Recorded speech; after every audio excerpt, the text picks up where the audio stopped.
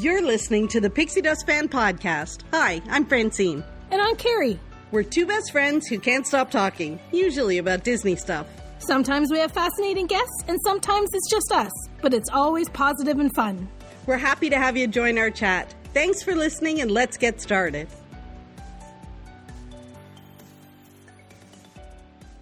Well, hello, Carrie. Hello. Hello. I was going to say hello, friend. Hello, Fran. I guess you're my friend, too. I kind of hope so. But we're not alone this podcast. Thank heavens. I know. Thank goodness. We have another friend with us. Hi, Jay. Hello. How are you two doing? We're as good as we ever are.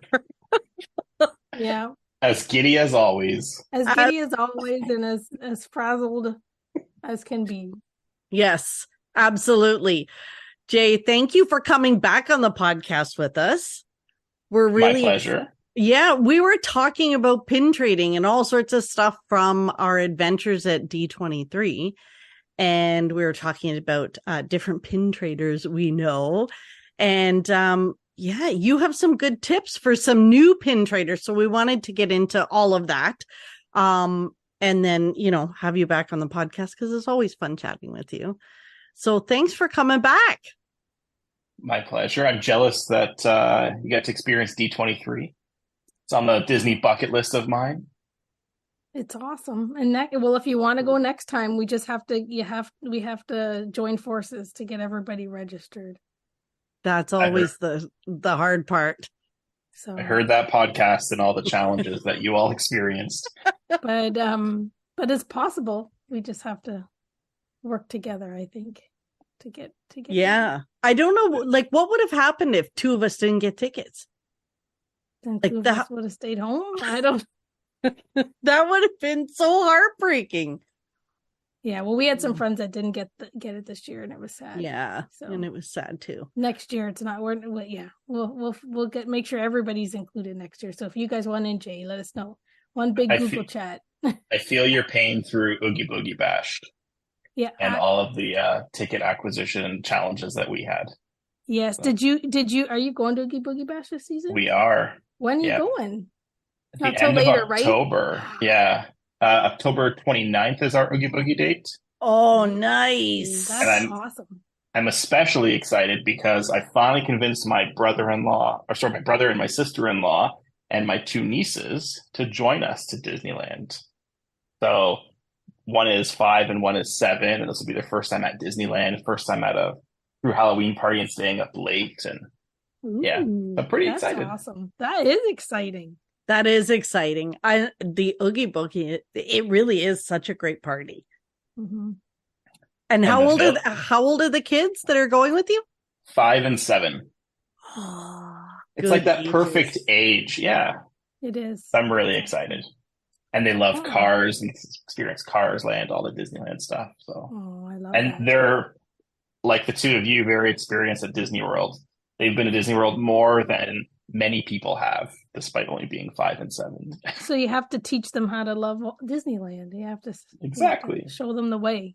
Start them early, yeah. I'd be interested to hear what they have to think. Just warn them about the castle. So will they be doing any pin trading in Disneyland? Are they little pin traders? The castle will be more size to them anyways, because they're smaller people, so they won't really notice the difference. Oh, I never thought of that. That's true. It's more size to children. Now Carrie's going to be using that as a selling feature for Disney. Your children will be able to relate to the castle a little bit better. It's all in what you make of it, right? Oh, I love that. That's a good one. But sorry, what was your question, Carrie? Are they going to pin trade? Yeah. Is this a preamble to your? It is a good segue. Yeah, I probably should get them into pin trading, shouldn't I? You could try out our pin trading tips for newbies with them and see how they fare. I don't think they'll be the ones finding pins, and they'll be doing pin trading, but all the prep and leading and whatnot of pin trading, I don't think they would be the ones resolving. Right. And that's what we had a listener mention, like email us and say that they would love to get the lowdown on how to prepare and to be ready for being a new pin trader in the park. And that's why we reached out to you, because I know you've got lots of pin trading experience at the parks and you love pins. Do you still love pins? I still love pins. Phew, I was gonna say you have more experience, but I'm happy to still chat. No, I think so. I think I don't know. I haven't been a very active pin trader in a long time. I kind of more of a pin buyer. I'm an acquisition. I acquire pins. That's more Acquisition my enthusiast. acquisitionist enthusiast with my credit card. Is pins. That's more my. There's not much pin trading going on. There's not much trading going on. So I figured I needed some backup. So, I'm sure I have a few cents to share, but we needed backup on this one. Yeah. In your defense, you still have to buy pins to trade them, so True, you're still, You've just done step one. Yeah. For sure. Yes. So we needed to enlist the help of someone who knew. So I guess I could lead into that and say, when it comes to one of the first tips I had noted down was probably the most common one that you would hear if you go into any sort of pin trading type groups is avoid buying from not necessarily resellers, but scrapper type sellers, right? So we often see the big lots on eBay, Kijiji, sometimes you'll find them, or whatever the equivalent is in the US. I don't know if Kijiji's in the US, I think it's a Canadian thing. But if it seems too good to be true, it probably is. And the general cost that you'll find for pins are usually around the $2 to $3 mark, I would say, on the low end, if you can find some good deals. But if you see anything for 25 cents equivalent per pin or 50 cents equivalent per pin, it's probably too good to be true. So just proceed with caution, because it would help the entire pin community as well as yourself. That was kind of what I had as my first tip. And that's so true. Like you can get taken in by that. You don't know any different. You buy, say, 50 pins and you think, oh, look, I'm getting them for 25 cents each.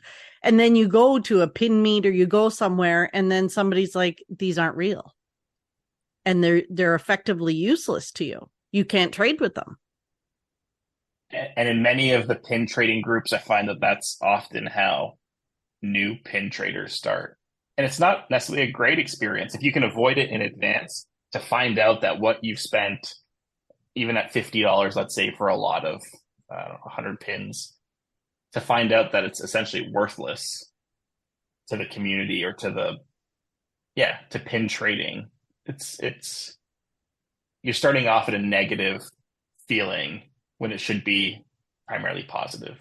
It should be a fun experience. And how sad when you're all excited to get into this thing and then you find out that you've been duped.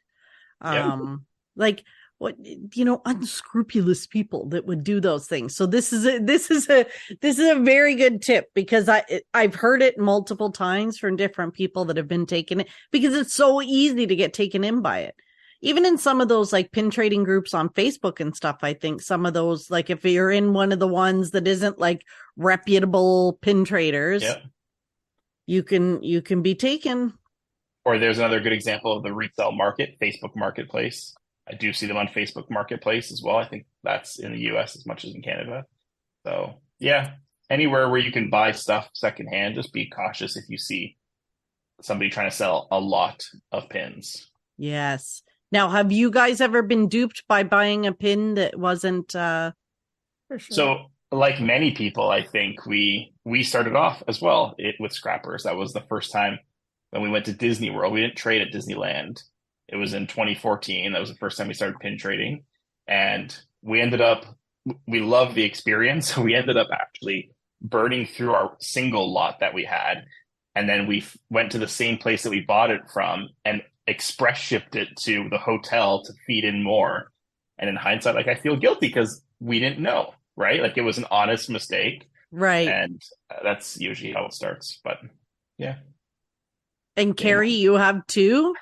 I probably have bought a lot that had some scrappers in there. Like my very first pin trading experiences with on a family trip, and we had legit pins. We had bought well, my brother-in-law had bought the American Express pins they gave you on the land, like they gave you on the lanyards when American Express was a sponsor. So when you stayed at Walt Disney World, they gave you a lanyard with 2 American Express pins that you were supposed to trade with when you were in the park to start your trading. So my brother-in-law had bought like a humongous lot of them off of eBay. So they were legit pins, and we went and we traded, and this was really probably just before scrappers. We went and traded and got all kinds of hidden Mickeys. Like that was at the height of the early hidden Mickeys. So we like fell in love with it. We were having so much fun getting these pins, but probably not long after that trip is when the scrappers started to come out. And the one thing with the scrappers too, with what Jay said about like kind of putting, like you're contributing, like, you know, not knowingly contributing to a bit of a problem, is that, you know, you'll get your pins legitimately, right? Like either you buy booster packs that they sell at Walt Disney World, or you buy some booster packs on sale somewhere, or you get pins that are real, and then you're in the parks. Booster packs are the ones you buy in the parks. Like they'll have a theme to it. Like okay, right. Or whatever. You know, you'll buy those legitimately and have pins that you may spend $2, $3, $4, $5, $6 each. And then when you're in the park and you're trading them for scrappers. So, and that's the part that's really crappy about contributing to it. And sometimes the scrappers look exactly like the real thing. Sometimes they look like they're run over by a truck. And because of the light, can tell. And because you're excited, you often, well, lots of times you can tell, but you often might not be able to tell till you've stepped away and looked at it in light. And then you get really mad that your $4 pin or $3 pin or $5 pin has been traded for something that looks really, really crappy, because you can't really take it back. And sometimes I find that even knowing what to look for, I have a really hard time distinguishing some scrappers from authentic ones. Some of the scrappers or fakes, whatever, look very close to the actual thing. And I guess kind of to take a step back, for those who aren't familiar with the term scrappers, it might be valuable to kind of describe what a scrapper is. These are pins. These are pins that essentially come off the production line. They take the mold that Disney would have used often or replicate it, and then make additional batches, but of a lower quality. So often discolored, or paint dips, or different type of material used. They're essentially fakes that look like the actual thing. And when you're the consumer looking for these pin lots, often they'll actually be branded as authentic pins. They can be traded at the parks, all this stuff. They present it to you and give you the sales pitch that it's fine. But if you know in advance, not a good thing to be adding into the problem that exists at the parks. Yeah. Right. Wow. I didn't realize they were from the same mold. So that's what they call them. They just call them a scrapper. So when you get your pins and you have the one in the bunch that's a bad one, it's called a scrapper. I don't think I have any scrappers, but I probably do. I wouldn't know how to tell them even if I did. Like I wouldn't. That's the other thing. You're saying like you don't want to contribute to it, but for the untrained eye, how would you know? Like sometimes you just don't know. Very good. Yeah, one of the next tips I have, which was a little bit later on, but I'll kind of cover that point because I think it's a good segue, is things to look for are like paint dips. You know, it's not as clean of a finish. Though I will kind of also add, kind of preface to this, is the quality control has kind of changed with Disney, even that sometimes these noticeable things that you would see with a scrapper are actually unauthentic pins. It was less common like 5-6 years ago, but in the last couple of years, Carrie, you can probably agree to this or attest to this, but yeah, it's kind of closing that gap and making it a little more challenging. But paint dips, the waffle patterns may not go to the edge or go to the edge. The backer cards, sometimes there are cards that, like a hidden Mickey as an example, which would have never had a backer card, you may find those pins for sale somewhere where they actually have backer cards on them. The one distinguishing thing that you'll often see with the scrapper lots would be each pin is in a little sandwich bag, not a sandwich bag, but like a little Ziploc type bag. Mm-hmm. Yeah, a little plastic bag individually wrapped. Oh, yeah. So some little odd things that you can kind of notice there. But when it comes to pin trading at the parks, some of that you wouldn't necessarily notice, and sometimes you may not even have the opportunity to notice. Mm-hmm. One of the things that I'll see sometimes at the parks, and I see that there's fun in it, but sometimes they'll have these pin trading type games where you'll be asked a trivia question, and depending on your answer, if you're right or wrong, you may open up some secret compartment to find what kind of pin is in there. I don't know if they have an actual name aside from that. And then you don't know what you're actually trading for. The surprise. Oh. So you may be trading one of your valuable pins that you paid dollars for, an authentic pin, and then to find out that you're getting a scrapper back without even having an opportunity to look at it. And I find that sometimes like the trade is final, like they stick you to it almost, the cast members.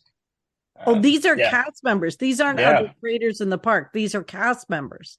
Yeah. Yeah. When we're talking about pin trading in the park, we're talking about the pin trading that you're allowed to do with the cast members. So the lanyards they wear, the boards they have at the cash registers, the games they have at the cash registers. They have boards all across the parks in pop-up locations. Like at Animal Kingdom, they have a garbage can that's set up that's got pin boards all along the side of it. Like they have pin trading all over. So we're speaking of the pin trading that you get to do with cast members. Yeah. Like the official pin trading activities that are allowed at the parks. Yeah, they'll have them in like organizer type trays or like advent calendar type boxes. Mm-hmm. Oh, okay. And you open the door.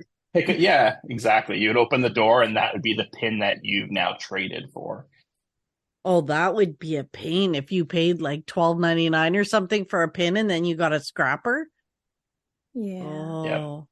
Now, when you talk about the paint drip, you mean like at the edge of like on the pin, almost like when you're painting a wall and you push your roller too hard and you get like a little drip?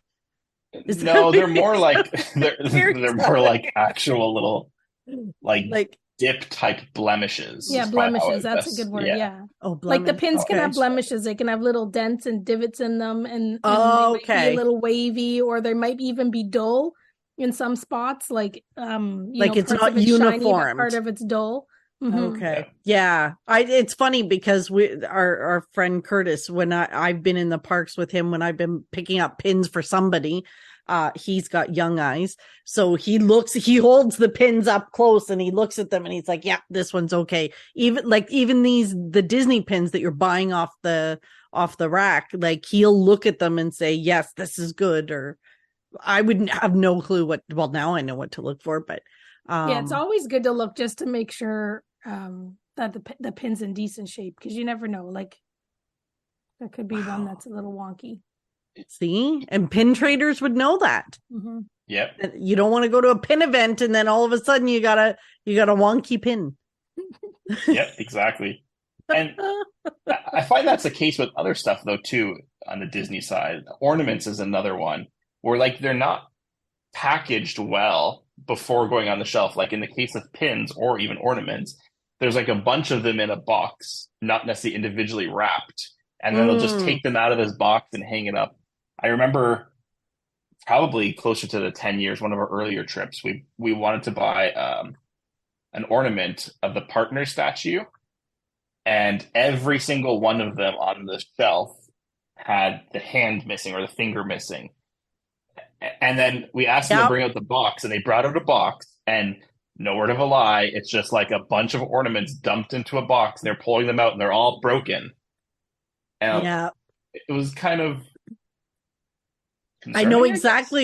I know exactly which one it is because I bought that ornament. It was intact when I bought it, but I broke the hand off myself, so I had to buy another one. You need to buy another one for parts. It was very precariously hanging there. I did. I broke the hand off and then I had to buy another one, but I know which one you're talking about. But they do that same thing with pins. So even if you're buying that 12, 13, 15, $20 pin, they're just in a big sleeve or package, or I think in the case of the pins, they come in like a bag, and then they just pull out the pins, and sometimes they'll scratch up or ding against each other, and yeah, they'll get damaged. Mm-hmm. I didn't even think, like, our pins from D23. Did you look at them, Carrie? Was I supposed to look at them? You should look at them. Yeah, you should. That's why when we get them, they take them out for you to take a look at, because if there's anything that's bad, I just thought it was just to check them off the list to say you paid for these, you get these. Well, that's part of it, but also, like, especially in this case, these are very limited edition pins. So they might not even be able to swap one out for you, but if they could, the time is of the essence, because if you waited a couple days, they wouldn't have any left by the end of the event, probably. I never even thought. Yeah, so one of my friends brought up one of their pins, and the eye was supposed to be like a brown eye with the black pupil, and there was one of them was missing. So one eye was perfect, and then the other eye was you're kidding. I think it was all brown because the pupil was missing. Yeah. So you have to look for it. That's a big mistake. But sometimes there's like little scratches and scuffs and stuff. So you want to make sure. Especially when you're buying. For the pin events, they'll always do that too. They'll always, when you go pick up your RSP stuff, they'll just put it all on the table, and they assume that you're going to look at it with a fine-tooth comb and try to find all the flaws. They must love me when I come up. I'm like, okay, thanks. Bye. And at the pin event this year, there was a set that had the songs with the movie. There was a mystery box set. Carrie, you might be familiar with it, or you may have seen it. A friend of ours, Jonathan, had sent me a picture where somebody managed to get one that had Pinocchio's picture, but it said Circle of Life over top. So, like, those type of mistakes will happen too. And in the case of a mystery box, you wouldn't notice until you open it, of course, but sometimes you'll get those weird little mishaps that happen on the production line. Interesting. Yeah. Because we know that Circle of Life is not for the Pinocchio. Right? No, they don't exactly go. Now, would something like that be worth more? Do you think there'd be hundreds of them made that way with the wrong song and the wrong character? Or is it probably like a one-off, and maybe it'll be worth something because it's like some mistake they made? It's probably a one-off. I don't really think they hold a value in the pin market as much as some other markets. There might be a slightly higher value, but Carrie, what do you think? I don't know. Yeah, I think it's a little bit different with pin trading. Yeah, like I think there's got to be some other markets where you sell things, and where, like, if there's a blunder like that, like if they had the wrong title on a comic book or something, it would be worth tons of money, I would think. Yeah. Maybe it would have to be like just the best mashup ever. Maybe that would make it a little bit more valuable. Maybe. Pinocchio and the Lion King, maybe not. Yeah, that's true. That's true. The Circle of Life, you become a boy, then you go into a puppet and you become a boy again. That's the Circle of Life, right? True. Oh my goodness. I wouldn't even think of that. The mystery boxes stress me out. So I did buy the mystery boxes once. And I can't remember what it was. It was the one that had like an Alice in it and Madame Leota, the 50th. And I bought 2 mystery boxes, and then I just kept getting all these doubles. And then it was like I was on a mission to get the whole set. But then, like, what do you do with all these extra pins? And then you're supposed to trade. And then I was just like, this is ridiculous. Like, I can't do it anymore. And I bought enough boxes to get the ones I wanted. And then I think I gave the rest to my friends who needed pins. Whenever I'm buying mystery boxes, if I'm buying them in person, I always buy them at different spots of the shelf or the rack, or just buy fewer at one store and buy others at a different store. So I know I'm getting some sort of distribution, because there too, especially in more recent years, there have been a growing number of scenarios where you'd hear somebody buys, 5 or 6 boxes on Shop Disney, and every single box is the exact same 2 pins. And I've had similar scenarios even at the parks when this kind of started happening. There were these, I can't remember the actual name of the series, but there's like these park ones that they had park badges, I think it was called. And I bought 5 or 6 boxes, and they were all the exact same. And it's a frustrating moment when you're still paying like $20 a box to Yeah. get all of those doubles. So I've learned now, even if I'm picking up for other people, when I'm away, I'll buy like 1 or 2 at a store and then go to another store and buy 1 or 2. It's probably your best odds of getting a mix. Wow. Because there's nothing mystery about that. Oh, a bunch of quintuplets of Yeah. pins. Yeah, I had that Nuts. happen too. It's crappy. The Crappy next- scrappers. Crappy. the next point I had was opportunities to save. So although, because we're kind of bouncing around back and forth on my list as we talk through these, even though there are some great deals to be had with scrappers in the sense of face value, I guess, when you look at it on the surface, if you want authentic pins, there are still opportunities to save. So Hot Topic and Box Lunch, for example, they're licensed Disney pins, Loungefly, that are sold at Hot Topic and Box Lunch. They're licensed Disney pins. Those are ones that you can trade at the parks. They are approved. Yeah. One of the things I like to do, especially at Disney World, is go to the outlets early on in the trip. So the outlets off property there on Vineland and International Drive. International Drive. Yeah. Because there you'll often find some sort of pins, and sometimes they're from older pin events even, for a few dollars. I've seen pins as inexpensive as 99 cents or booster packs for $3 or $4 with several pins on it. Oh, yeah. And if you're in their outlet store, then they're legit pins. These are not scrappers. Exactly. So there are deals to be had. You just kind of have to locate them and be a little patient. But yeah, I remember that one time we went to, I want to say it was Love is an Adventure, one of the pin events. And we hit up the outlets and 99-cent pins. And then there were booster packs that had like, let's say it was Alice in Wonderland, would have like the cup.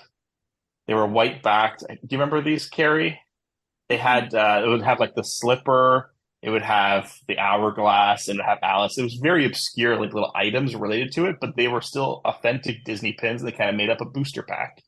And they were clearing them out for just a few dollars. Loaded up on them because how could you say no to that?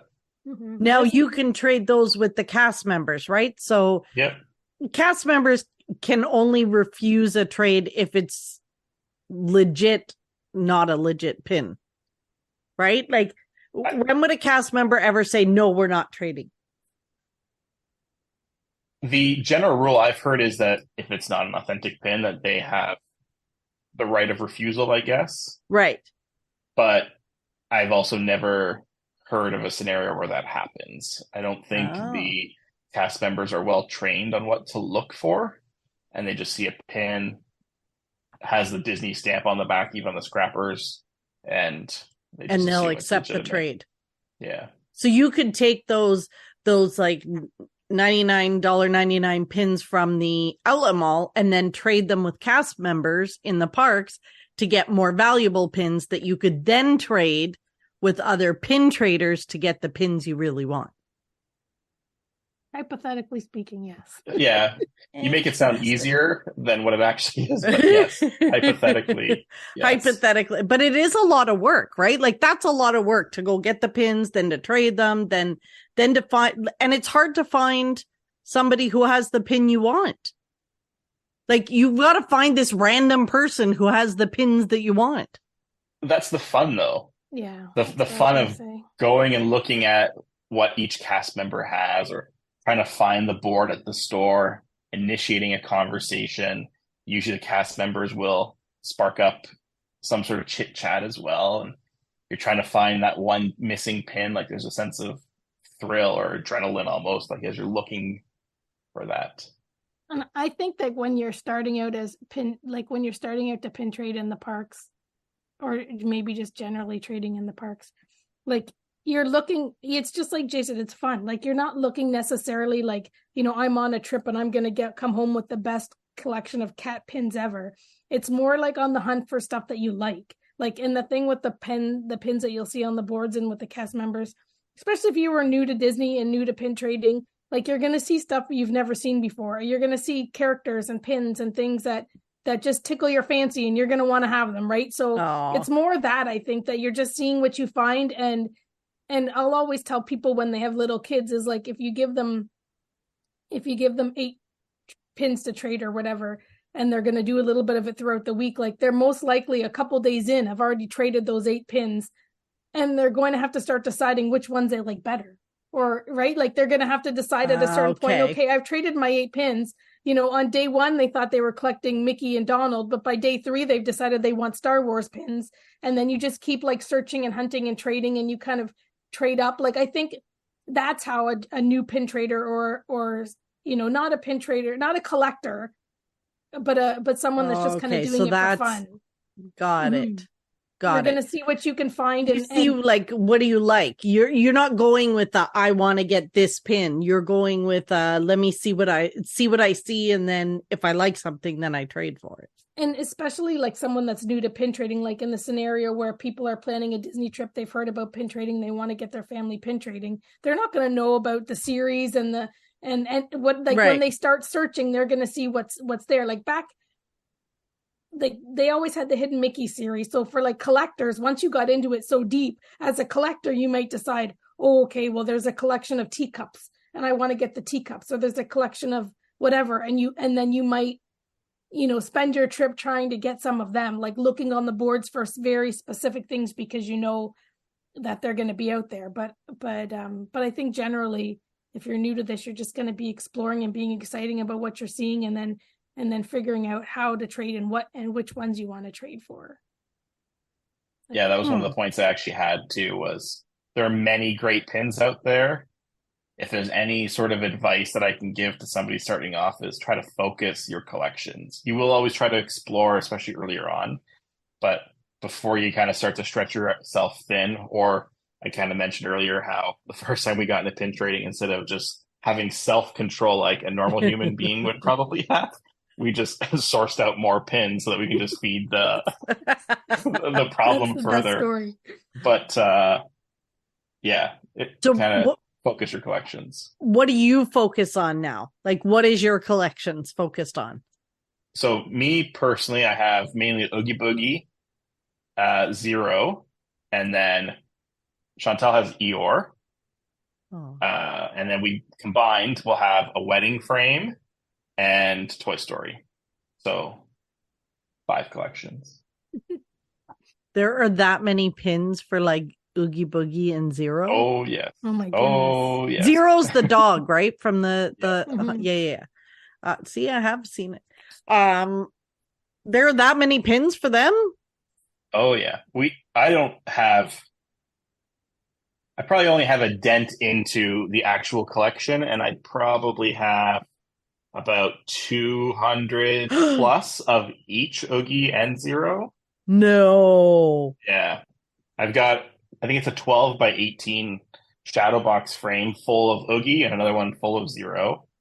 And then tons that I need to get more frames for to put the pins into. Holy mackerel. Yeah. We have actually 12 by 18s are full of all of the sets, and they're in our hallway. So we just walk down, you can see all the frames of pins. And that's small compared to friends of ours like Gabe comes to mind, and what some others have. Yeah. Okay, so wait, that does bring, because Carrie and I were talking about it because I actually bought it. Like, I don't know what's happened to me lately, but I bought pins as part of D23. And then like we were in the pin store at the Contemporary, and I'm like, oh, I like this pin. And then I'm buying pins. Like, this is not, but you know how you're saying like focus your collection. I have no focus. I'm all over the place. The one I bought was Silencio Bruno because I thought it was cute. So I bought it. I have no other pins from anything remotely close to Luca. But then we were talking about, what do you do with them? I have them all in like a big box. So you have like a shadow box like hanging on the wall. Yeah, we have shadow boxes that are front opening, so they're just hanging there. We could open them up, maneuver around the pins if we want to. We don't really anymore because they're full. But yeah, we would just put them into there and display them. And then we've got a few boxes of stuff that we need to sort through and put up. Well, that's an idea. What I love about how we have them displayed is, and there was actually a little funny story there too, is they glow in the dark, the Oogie Boogie pins, a lot of them. Some of the zeros too, but a lot of the Oogie Boogie ones, because he glows in the dark, they put the attention to detail in and they glow in the dark. So at night, our hallway light, we have the automated lights, so they dim down more so. We just leave them on for the night for the dog and whatever else. And you can see them glowing in the that's cool. About 2 or 3 months ago, the power had gone out and it was like 9 o'clock, 10 o'clock, and the hallway's just glowing of all these lights, all these pins. And power is out. You have nothing to do. Your internet doesn't work if you use like data and whatnot. But we grabbed a flashlight and I was just like shining. You know how you have to like boost the glow in the dark with the light to get brighter? So I was just like shining it over top of it and making it bright. Like, ooh, that one's really cool. And then doing it to the next one. And we spent probably like a good half hour, 45 minutes walking around the house finding glow in the dark pins and popcorn buckets and whatever other things that we have, and just shining the light on it and seeing how well it glows. It was a fun little, I love moment. that. See, when you're thinking, when you're at the parks and you're thinking, do I need this? There's you a pull out a reason flashlight why. and you shine it over the pin, and then you say, "Yeah, I need this." Your house is the power's gonna go out, and that glow in the dark, whatever, is gonna help you through it. You're gonna have some fun. See, it's not only tips for pin trading, it's tips for power outages and the fun that you can have. You could light your hallway with your glow in the dark pins. That is so fun. Just imagine if you were walking up to a cast member asking about a pin, you pull a flashlight and you're shining it. The thoughts going through that person's head without context. Oh my gosh, that's awesome. Yeah. That's a good tip. How do you display yours, Carrie?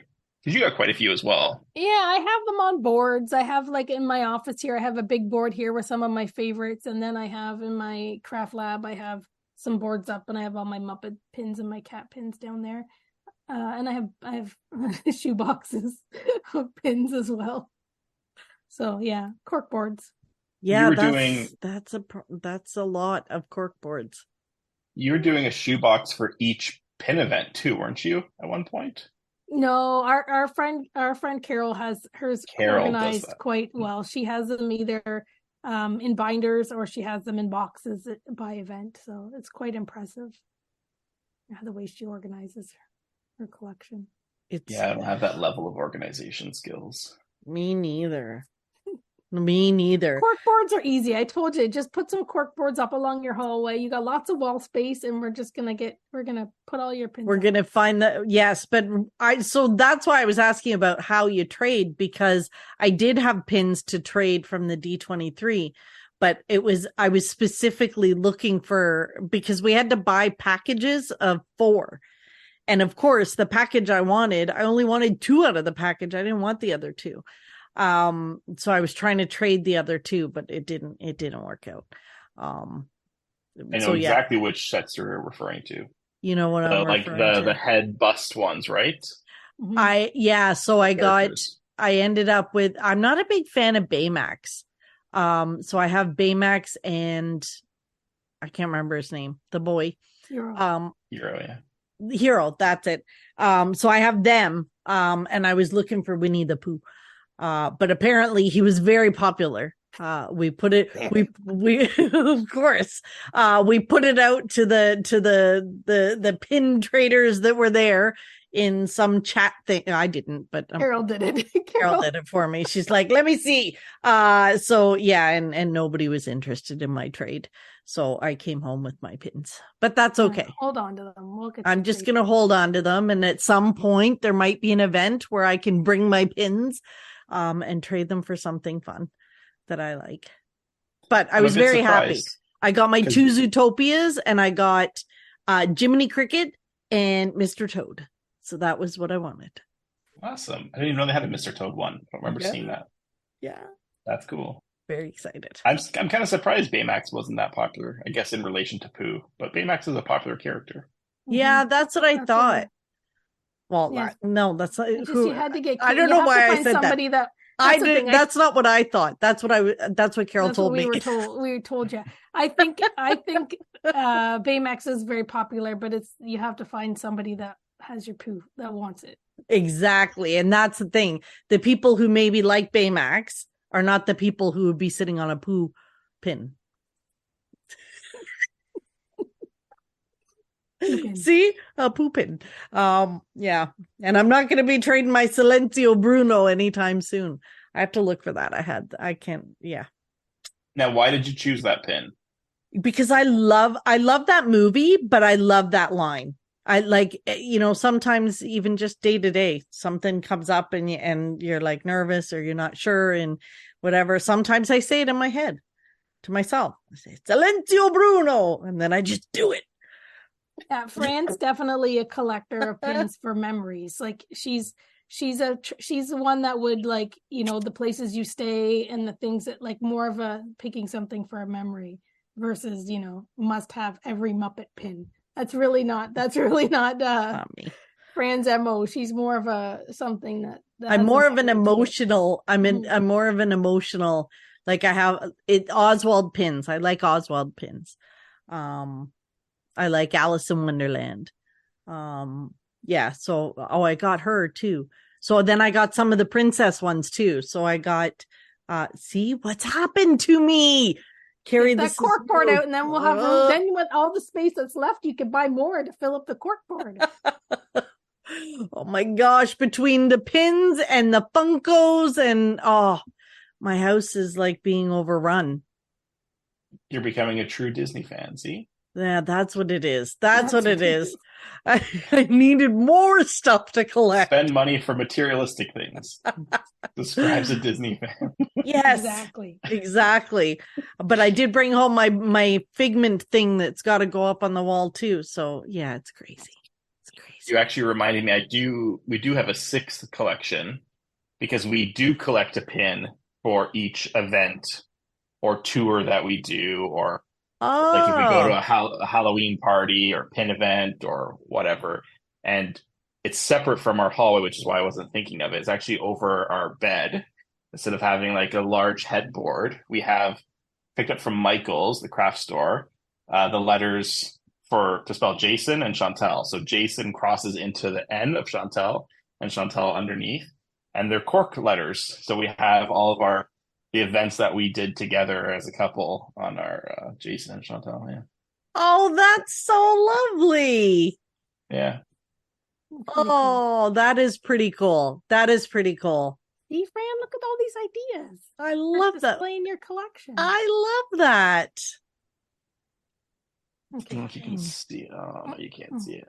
No, it's gonna blur it. Oh, you're gonna have to send us a picture of that. That's awesome. What a great idea. And then you commemorate each event that you do by getting a pin. Mm-hmm. Yep, exactly. Fun.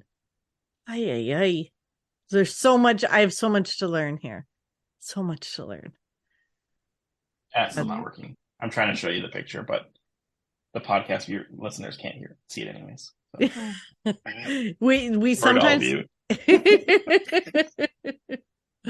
No, I love that idea. That's a great idea with the letters and the cork boards. Very cool. Those are some pretty cool tips. You got any more? That is all I had noted down. Did I miss any? No, I think it's good. What would your advice be then? So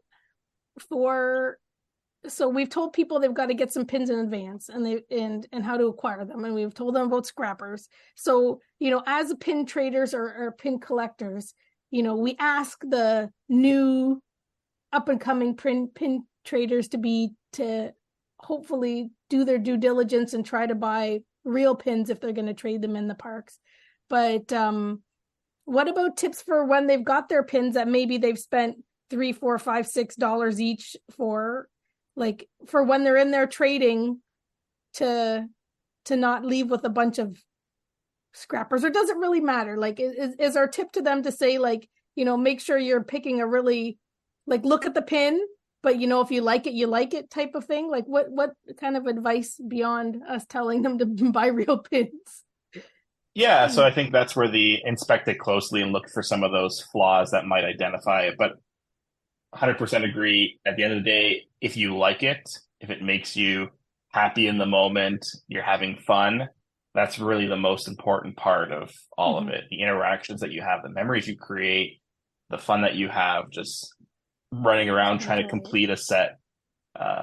Yeah, there's something rewarding in that. And some of those sets, I think you can really only find them in scrappers. I think there's that is it a silhouette pin where there's like a pig. The pig is so hard to find, but it's so commonly found in scrappers. You know which set I'm talking about? No, it's one of the hidden Mickey sets, but it's so hard to find an authentic one. I think it's the pig that was the hard one, and yeah, you can find them pretty much dime a dozen for the scrappers. And so some people will just be satisfied in completing their set with that one scrapper. And that's probably why I have some scrappers still in our frames, is you just can't find the authentic one. And yeah, and it makes you happy to have. Yep. So It's not about like trying to find, like for a new pin trader, they shouldn't be worried about trying to find the value of a pin. Like if you bought it for $6.99, make sure you're getting a pin worth at least $6.99. Like that's too much for somebody out of the gate. Just go in with what you've got and get what you like. And I think just maybe in keeping in mind, like if you've listened to this, like, and you know a little bit more about the scrappers, like if the color's off or something does look wonky, even if it's one that you really, really like if it does look really weird, like keep, like, I don't know, unless something really, you have to have it. Like, if it looks rough or feels funny or the colors are off, like, it's supposed to be bright yellow, but it's a little, different yellow, like you're going to see so many pins the whole week that you're there. Like there's pins everywhere. So, just keep looking and find something else. Like, unless again, you really, really want it, but like, if you do see something, you don't have to settle. You don't have to settle. Like, just keep looking, because I guarantee, especially if you kind of have a limit, like you've got 15 pins or 20 pins or 10 pins, I don't think you'll have a problem being able to trade them for, bringing home a collection that you're going to be proud of. Like, just keep looking. Awesome. Yeah, and you're just starting off anyways, so you're always going to grow into the hobby further and further. So just have fun in the beginning. I know, but so have fun, but beware, because as much as you rail against the machine and say, I am not going to become a pin collector, when you have a box with like 100 pins in it, you start to wonder if you've just lost the battle. That's not the you're talking to the wrong people here about this battle. I'm in the store, I'm buying pins and thinking to myself, what happened to me? What happened? I was not a pin person. Well, and I think too, with people that are doing this to start, is that, we go on about being collectors and pin traders or whatever, but I think it's really just like to have fun, like to start off, it's to have fun on this trip.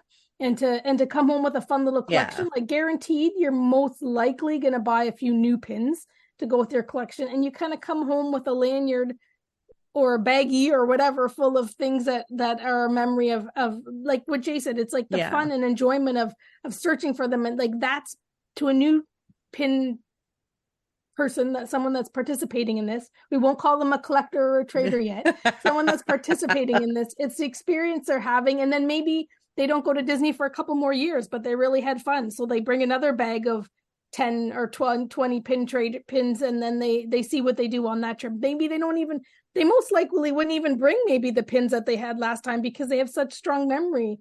Yeah. Like I think when people are pin trading, or not pin trading and not collecting like we may, and they're just doing it as a, I don't know what you call it. Like those pins will mean a lot to them, and they wouldn't dare want to trade them. So and they're made for great souvenirs. Yeah, for sure.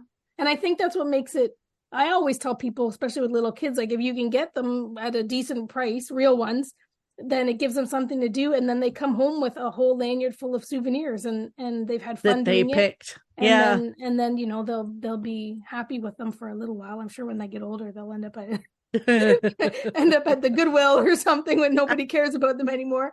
But it will give them some fond memories.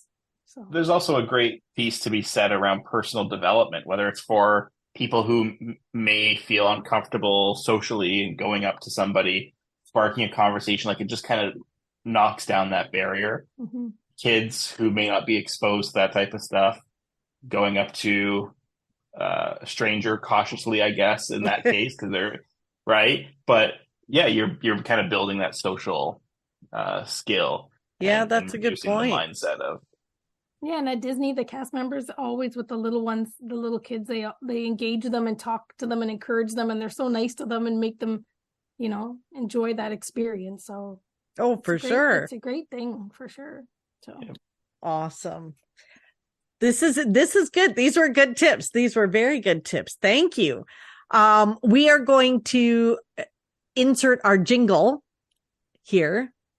Carrie hates it when I announce it like that, but I have to, so they know the jingle's coming, and then we're coming back to do our pixie dust, right? Sounds good. If you're a Disney fan, then you should listen to Carrie and Fran. They laugh and chat and help you make a plan. If you're going to Walt Disney World or Disneyland, and you will become a Pixie Dust fan. Okay, so it's that time of the podcast, and Jay, you are our guest, so we're going to let you go first, where you share something that brought you joy and happiness. What was your pixie dust this week? Recently, we actually purchased a new to us vehicle, so that was quite a little sparkle of positivity, and there was a lot of concern and uncertainty, and so far things have been going great. We tried a car lot called Clutch. I don't know if you've heard of Clutch. No. All online. So you shop online, you look at the pictures, it's all done through email conversations back and forth, and they're a reputable car dealer, and you can either go pick it up. It was in Etobicoke. It's a bit of a drive for us, or we could have paid to have it delivered. And while there were a lot of positive reviews, there was also some concerning reviews. And when you're spending that much money on a vehicle, not seeing it or any of that in advance was a little nerve-wracking. Yeah. But at the end of it all, we love it. It's a great car. We're so happy with that. So I thought that'd be my pixie dust. That's huge pixie dust. That's awesome. Do you give your cars a name? We do. Yes. So this is a red Nissan Rogue, so an SUV type. And although we were trying to think of something Disney, we did land on something cutesy, and we called it Clifford. Aww. The big red dog. That's awesome. So that's what we called our car. Oh. Well, there are some Disney touches. We have the Mickey license plate cover, and yeah. So you've got it. It's decked out Disney. Oh yeah, of course. Always gotta have your Disney stuff. Clifford. I like it. Clifford. See, other people that name their cars. Interesting. Now I have to ask: do you name your cars then? I do. I don't. Okay, Carrie, what's the name of your car? My car's name's Beastie. Why Beastie? It was the movie with Angelina Jolie, whatever. What's it? What's her name? I don't even know what you're. The movie where she's a villain when she's Maleficent. Maleficent, yeah. When Maleficent came out, and she calls her Beastie. When she's a little girl or whatever, she calls her my Beastie. And I got my car and I called my car my Beastie. And I thought that was kind of cute and it fits. I've called my car Beastie. It's cute. I don't remember that part of the movie, but yeah. It is cute. Mm-hmm. Very cute. Yeah, no. And I thought, that would be, I could get a vanity plate and write Beastie. And like, no joke, I was in a parking lot and somebody had Beastie and I'm like, so apparently I'm new. I don't know what that means to that person, but to me, it's my car. But Beastie. My friend doesn't do that. No. Boring vehicle. You should, because it's a lot fun when you when you can call your car by its name. Yeah. Well, it doesn't come running. Like what am I getting? My car before was Rusty, and I would say Rusty with an I because it's a girl, because it was like an old my mom's old car that she handed down to me, and I called her Rusty. with an I. Isn't there technology in newer cars where you can actually call your car? There, I thought I there I might thought I read an be. article too where you can the car loan bank financial institution could actually call the car back Oh my if you're not gosh. paying. Yeah, there was an article about it not that long ago. Wow. Who knew? Who knew? They drive themselves anyway, Beastie and so Clifford. Yeah. Yeah. yeah. And no name. No name and the no name. President's choice. I'm the yeah. President's Choice no name brand. That's awesome, Pixie Dust. Carrie, what's yours this week? My pixie dust is that, and I can't believe I didn't think of this for a little while. It's been a couple months and it's continuing. Is that at work, Oh, in the freezer at work, I'm nervous. for the last 2 months, we've had Costco ice cream sandwiches. And this week, I wasn't in today in the office, but I was in the office on the day before. Yeah. Every day after I eat my lunch, I go and get an ice cream sandwich out of the freezer. Nice. And the best part of it is that nobody knew they were really in there. And I was like pecking them off one at a time. And then I walk, and like if I walk back from the office, from the kitchen to my office, if someone happened to make eye contact, I'd be like, ice cream sandwiches in the freezer, but nobody's ever in the office. So really, nobody's there to eat them. Nobody really knows. If I do happen to I'm not walking out and saying, everybody, there's ice cream sandwiches in the freezer. But if someone sees me walking with my ice cream sandwich, I go, did you know there are ice cream sandwiches in the freezer? And because there's low uptake on these, these 60, I think we've had 2 boxes. So 60 of them have been going on forever. And now the last box hasn't lasted very long because the word got out that there was ice cream sandwiches. And the younger kids, go in there and have it too. But every day after lunch, I have an ice cream sandwich. Like for the last, I don't know. Look at you. Month at work. Yeah. That's a pixie dust. It makes me so happy. After, some days I forget. I'm like, oh, I would really like to have something else after my lunch. And then the light bulb goes on. There's ice cream sandwiches. Living like a queen. Scoop to the kitchen. With your ice cream sandwiches. Those Costco. I never had a Costco ice cream sandwich until then. I don't know. Those they're never. Thick. They're good. So is that the only difference? Is they're thick, so there's more ice cream in it, or is it? Yeah. There may be is it a softer cookie or a harder cookie? A soft cookie. They're good. They're very good. Is it like chocolate chip cookies or just cookie? An ice cream sandwich. I don't know. I don't eat ice cream sandwiches. Next time I'm come over, I'm bringing you a case from Costco. You'll thank me, but you'll hate me at the same time. It's kind of like the cookie butter. Yeah. So yeah. Good. Is that your pixie dust? That you've been stocked up on cookie butter? No, but that should have been it. We got some cookie butter from our friends in Florida, because I think they're determined to just make me fat, because that stuff's so good. I could just eat it with a spoon. I know you're supposed to put it on like toast and stuff, but I could just eat it with a spoon like it's ice cream. No, I don't think I've ever had cookie butter. We never did either until we were gifted it. Yeah, don't. It's so good. Is it exactly what it sounds like? Yeah, it's like peanut butter, only it tastes like cookie dough. Yeah, it's like that kind of consistency. Those Dutch wafer cookies, speculoos or whatever. I don't know how you say it, but they're the cookies that they're Dutch cookies, and they're like waffle. They're waffle cookies. Yeah. That's what the cookie butter is. It's that type of cookie butter, so and it's like perfect dip, for putting on apples and stuff like that. I don't know what put on apple. You just stick the spoon in that jar. That's it. I was eating. I ate mine with apples. Oh my gosh, I did not. Anyways. Pixie dust. My pixie dust. I know it seems a bit early, but you got to get on it early in the year. I confirmed my snow removal for the 2023 winter season. You have to get ahead of the game. So I have this company that does the condo across the street from me. And every year I reach out to them and just say, while you're over at the condo, could you just come over and do my driveway? Because I'm in it like a little bit of a wind tunnel. So even if there's only like a foot of snow on the ground, there's 6 feet in my driveway. So they confirm their price went up, but whatever. It just, one big snowfall and I'm thankful for them. So, and there's no kids in my neighborhood that do this. So anyway, so yes, it's very exciting to me because now I can rest easy that I won't be snowed in and somebody will dig me out when the snow comes. That's my pixie dust. That's good pixie dust. No hurdles for you to get to the airport to your next Disney trip.